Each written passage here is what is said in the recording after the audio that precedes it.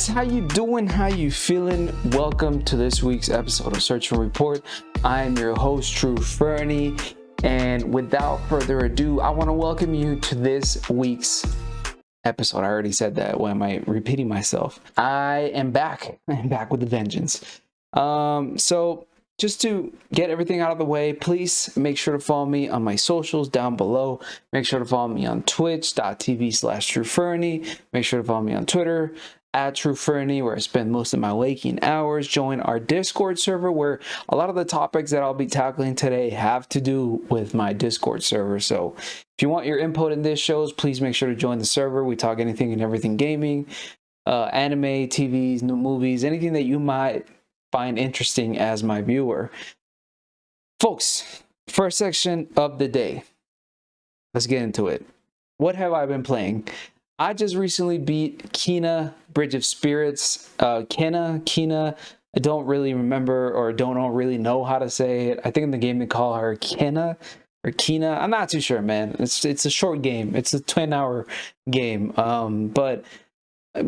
These are my review/impressions of the game. This game was announced, I think, last year in a Sony I don't even remember. There's so many presentations now from so many companies that I kind of forget who's who. But Sony announced it, I believe, last year, and there was a lot of hype going around this game, mainly because this is a game mostly made by an animation studio. They have no prior experience creating games. This is their first game in essence. They're mostly known, the studio is mostly known for creating fan animations such as a Majora's Mask one, which is their most famous one or the most widely known on YouTube, mostly seen on YouTube. So everybody was really interested to see what an animation studio could pull off for a game. And I'll say, man, if I can put into like a short description what Kena was to me, it was a Pixar movie with Dark Souls mechanics. Does that make sense? I don't know. The Pixar Dark Souls is what I want to call it. I know that's really probably cliche by this point. I know a lot of people already made that comparison, but hey, that's my opinion. So let's tackle the pros. The pros, this game, it's made by an animation studio, so it's beautiful as hell. It's a Pixar movie. Every single aspect of this game is beautiful to look at, from the characters, from the environments, from the special effects. There's the particle effects, everything's so beautiful, so well animated. Like I was just impressed with how seamlessly everything looked. Like it literally looked like you're watching a movie, you're playing a movie. Every in-game graphics are pretty amazing. In-game cutscenes are, they're pretty far in between, but they're still pretty nice to look at. The cutscenes though, the cutscenes are amazing, man. Like I was impressed by how beautiful this game was. It's just everything, man. It just encapsulates. Does it encapsulate? That's not the word. It captures you into the environment that is Kena.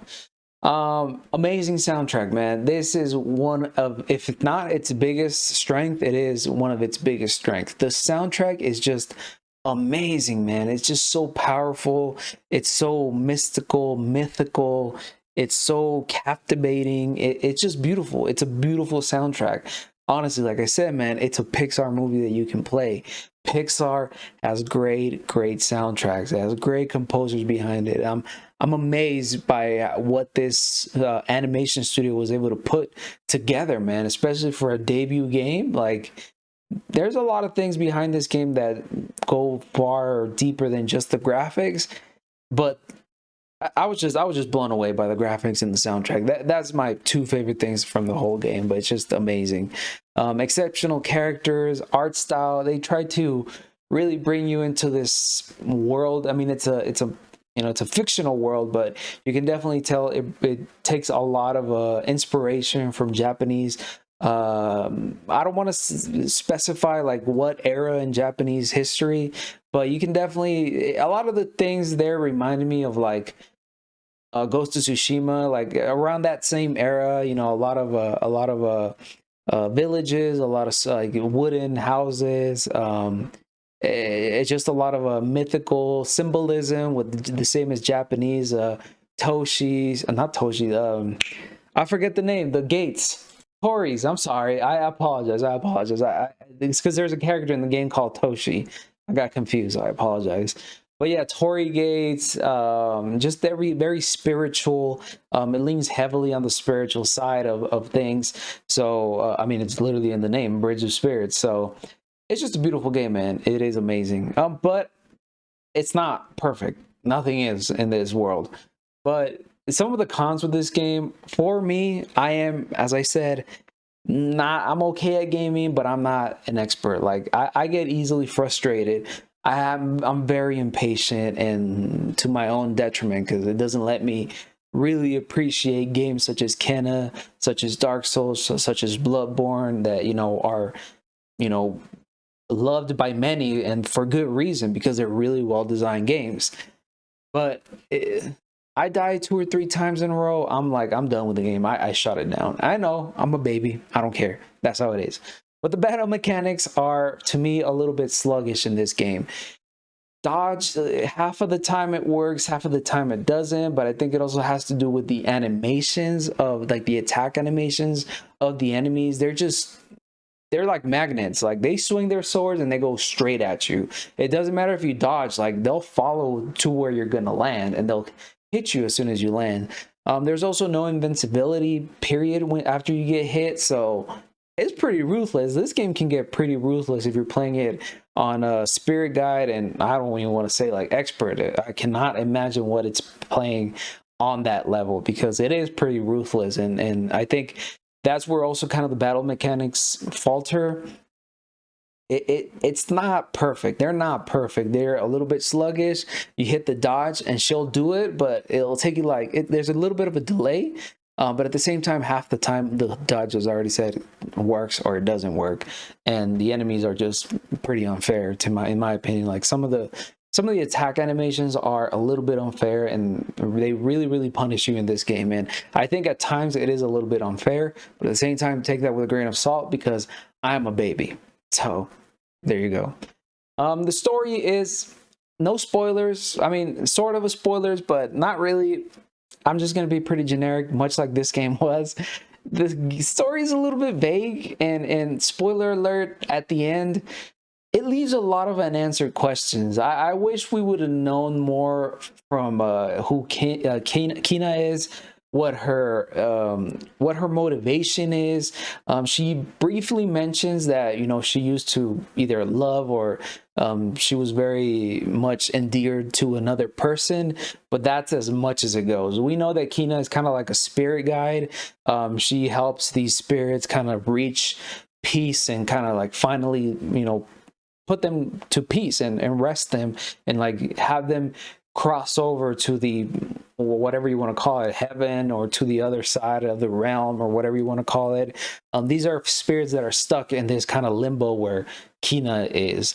But it just, there's no motivation. Like at the end of the game, I did not care that much about Kina. She's not as memorable. She's basically like Link, but basically like Link. I mean, if I'm being completely honest, Link is a very boring character. Kina is pretty much the same as well.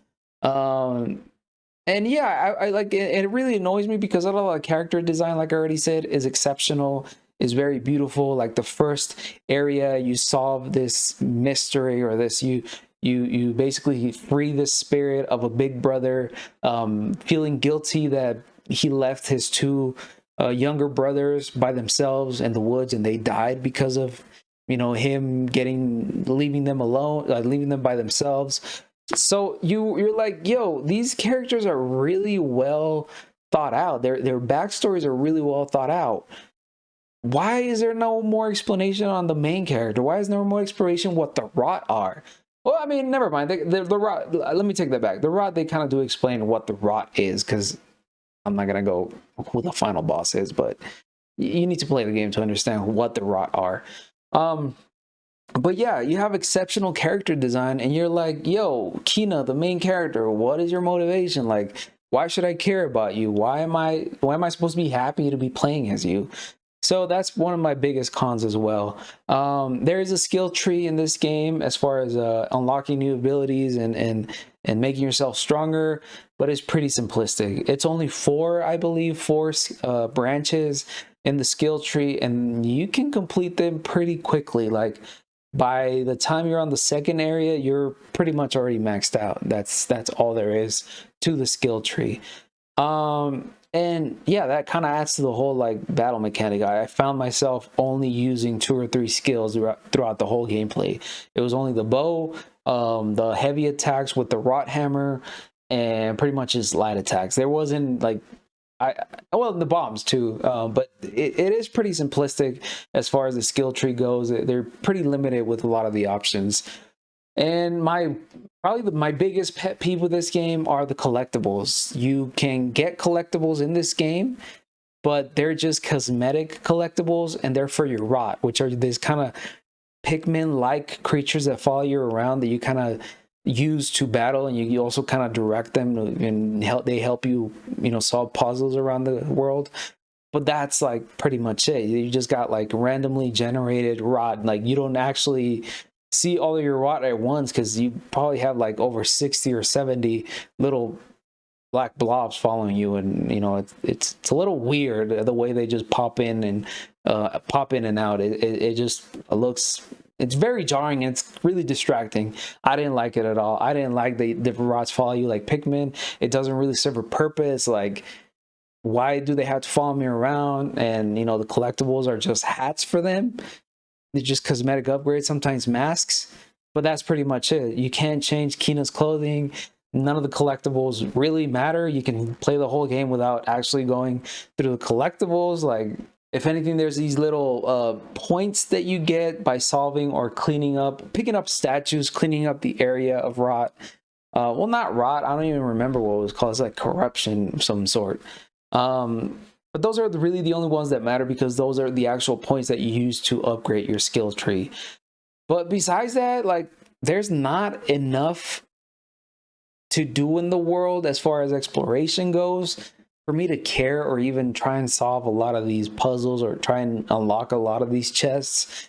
Because, the things you buy in the game, they're not really interesting. It's just cosmetics for your little rot friends, and I don't care about them. Like, they're cute and all, but I'm not gonna spend all my crystals to get everybody cowboy hat.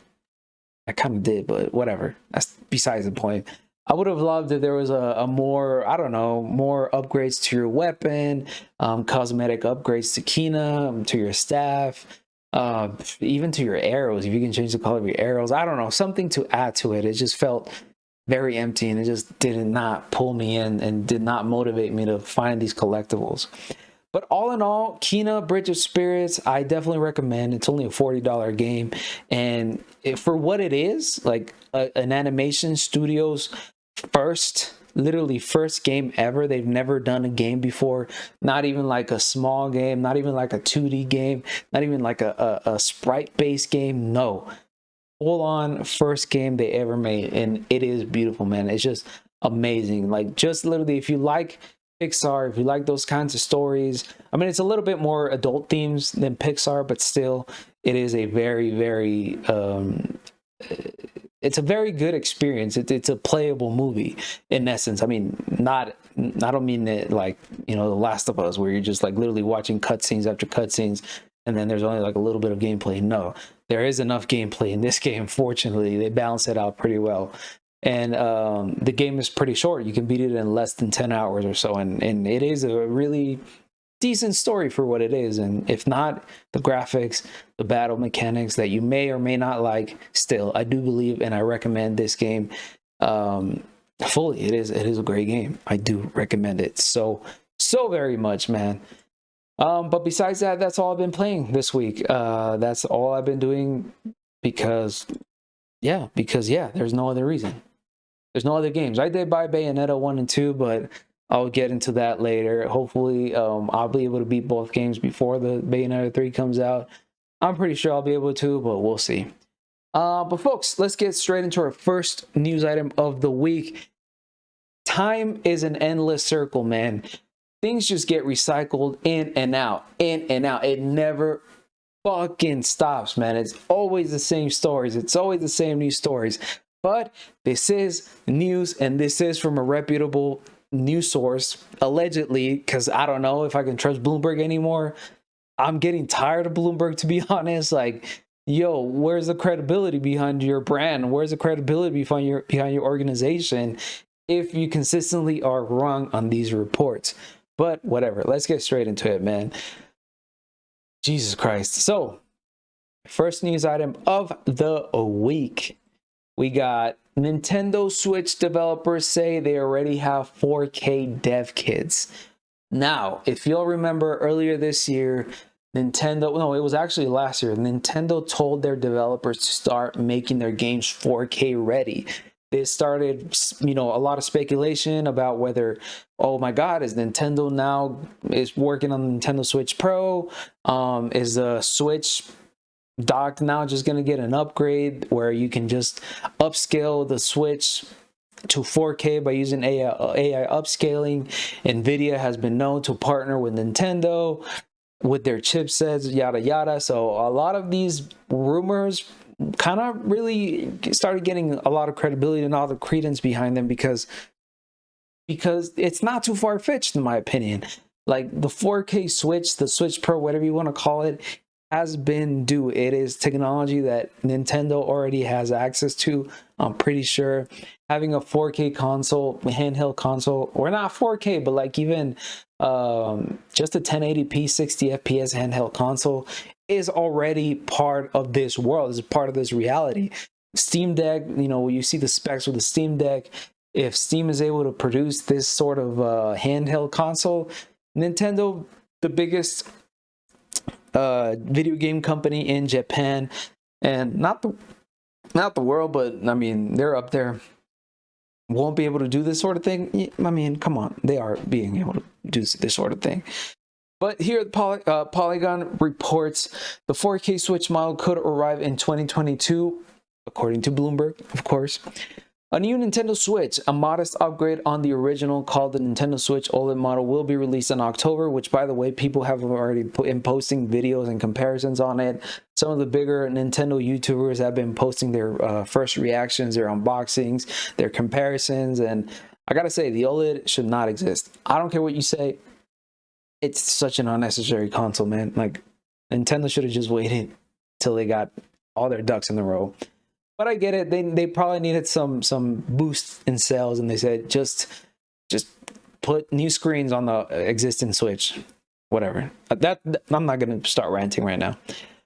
But it's not the 4K upgrade that many players were expecting. Bloomberg reported Wednesday, however, that developers making Nintendo Switch games were surprised too. They had been working on Nintendo Switch developers kit that supports 4K graphics.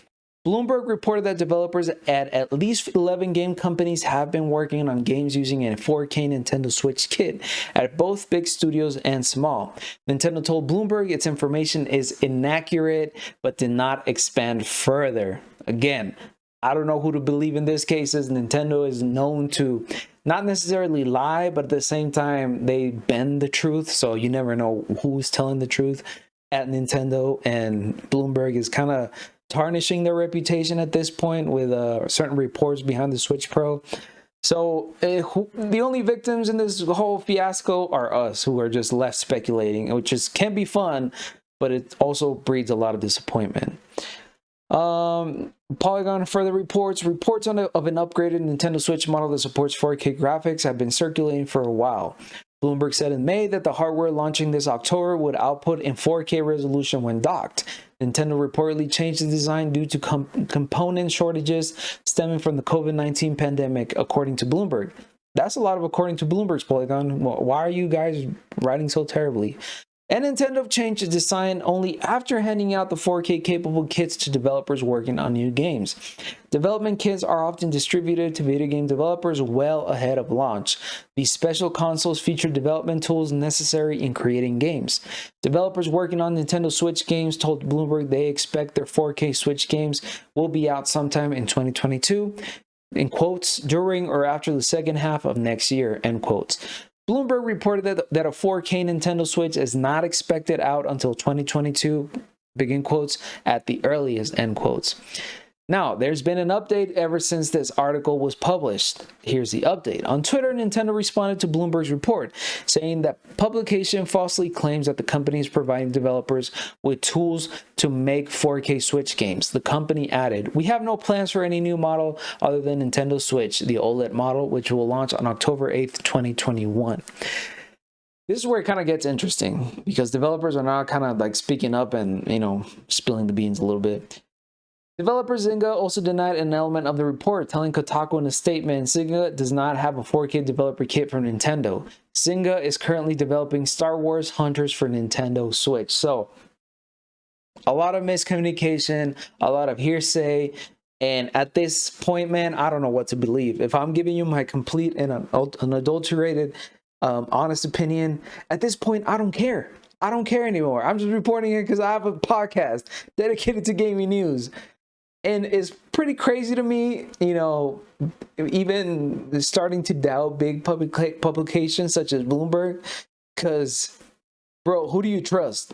Like, is Bloomberg now just the 4chan shit poster?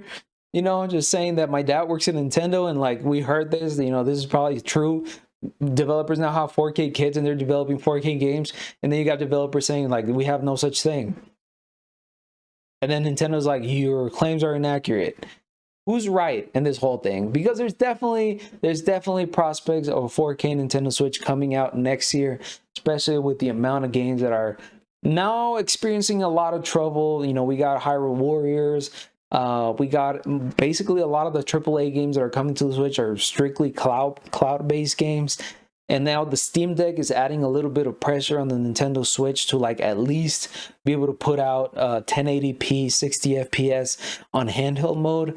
Like, you need to start asking yourself, like, is Nintendo in its own market still, or does it actually need to catch up to other developers or other video game companies?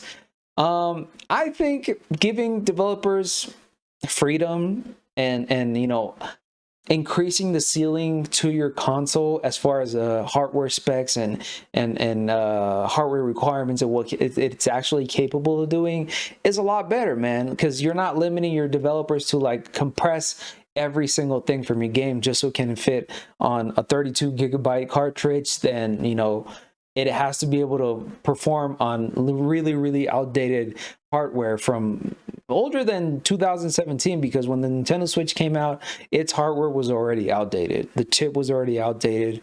Everything inside that little thing is already outdated by the time it was released. So you really have to wonder what the next step for Nintendo is. I just hope this thing just is announced sooner rather than later, because I'm losing my damn mind.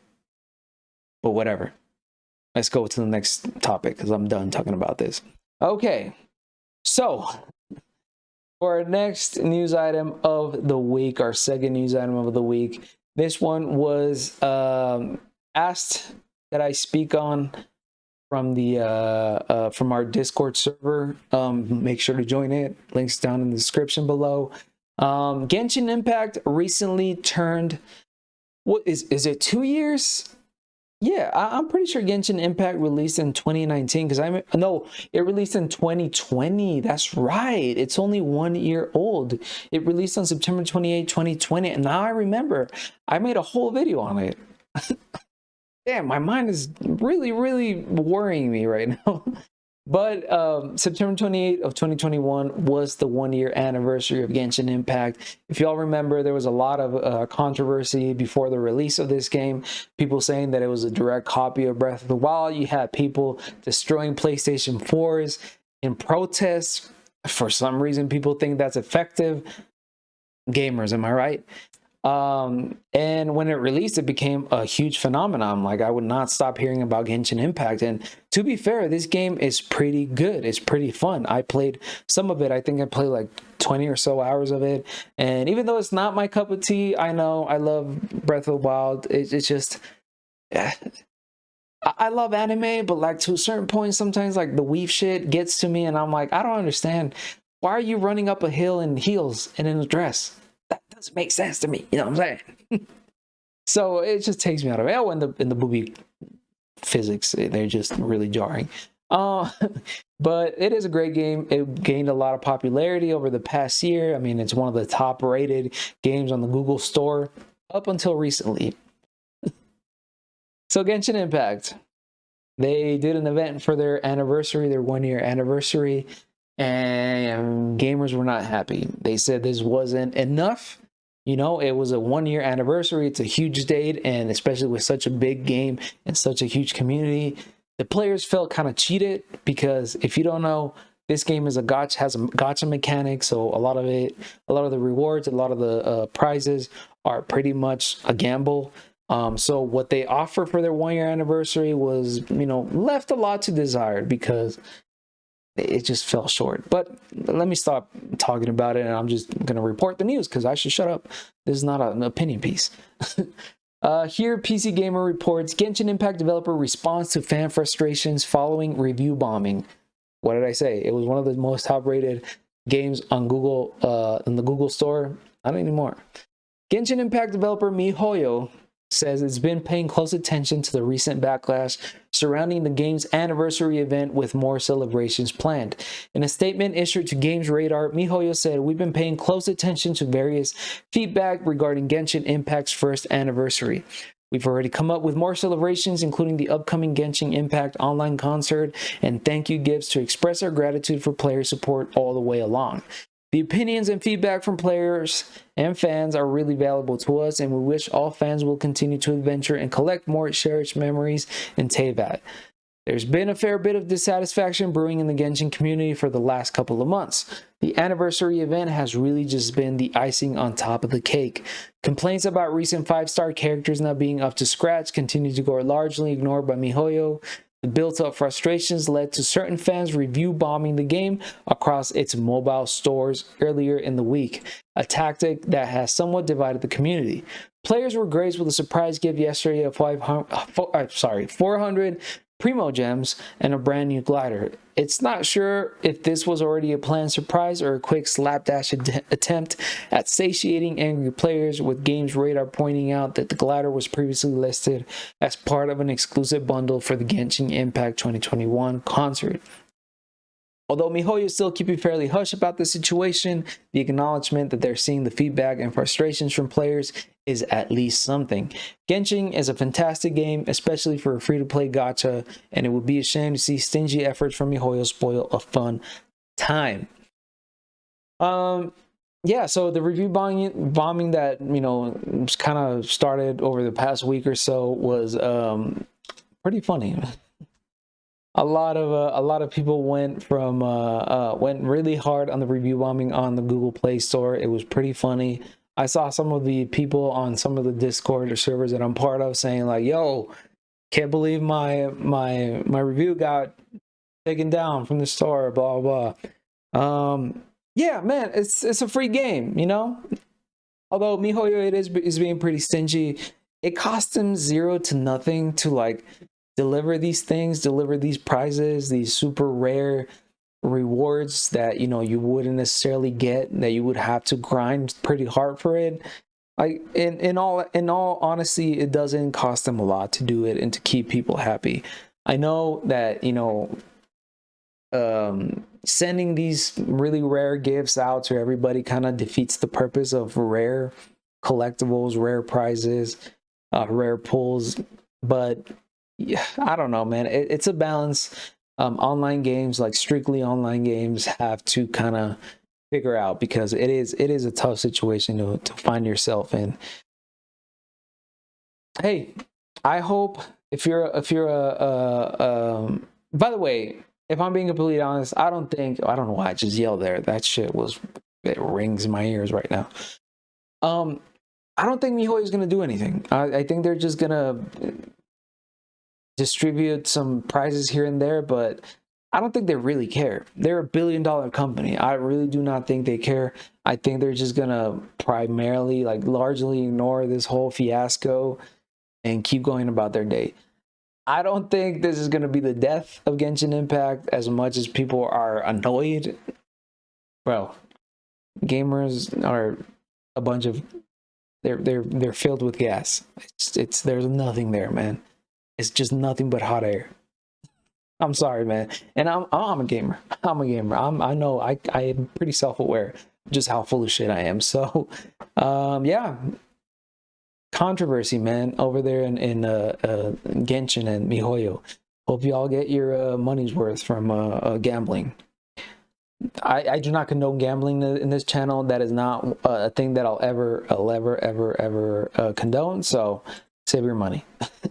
Now, for a final news item of the week, and this is not necessarily a news item. This is more of a showcase for Hispanic Heritage Month. As you all know, September 15th marks the start of Hispanic Heritage Month. Which, by the way, why the fuck is it in the middle of the month? Why does it start on September 15th? Why doesn't it start September 1st? Huh? Can somebody explain to me? Like, who do they, who made this decision? Who said, like, yo, let's start it right in the middle. Let's give them less time to celebrate, Yeah. Fuck those Latinos, man. Fuck those Hispanics. What the fuck? Anyway, this is a game that I really want to showcase specifically right now because they did release a demo recently. Aztech Forgotten Gods is a game that I've had my eye on since it was announced earlier this year by Nintendo. Of all companies, Nintendo announced a Mexican game. But Aztech Forgotten Gods released a loose demo at Steam Subsequent Fest. Here, News Trace reports the brand new sport from the creators of Mulaka is scheduled to premiere within the first quarter of 2022. A number of months in the past, right? What the fuck is this person talking about, man? I don't want to make fun of this reporter, but I don't think their English is up to speed. A number of months in the past, right through a Nintendo Indie Global, the Mexican studio Canvas offered his new sport, Aztec Forgotten Gods. Forgotten Gods? Well, yeah, bro. This is written pretty badly. This is a name that imagines what would have took place if the Aztec Empire had by no means been conquered and items us with a futuristic model of the town of Tenochtitlan. On this sport, you're going to practice the tale of Ashley, a heroine who, benefiting from the powers of her prosthetic arm, should prevent stone colossi that threaten the town. Concerning the Steam Sports Fest birthday celebration that takes... I'm not going to continue talking about this. Hey, I'm sorry, man. Kim Diaz... I appreciate you reporting on this because this is really a good game and we need to see more and support more Hispanic games. But yeah, that's all I'm going to say.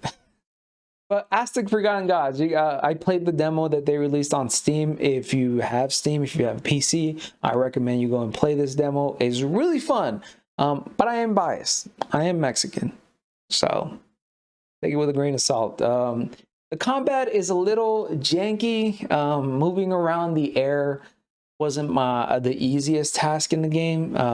I just kind of cheesed it through that demo. But when this game was reported, I was pretty interested because first of all, it's Aztec mythology, and I have a whole ass fucking Aztec / Mayan tattoo sleeve, so it was up my alley.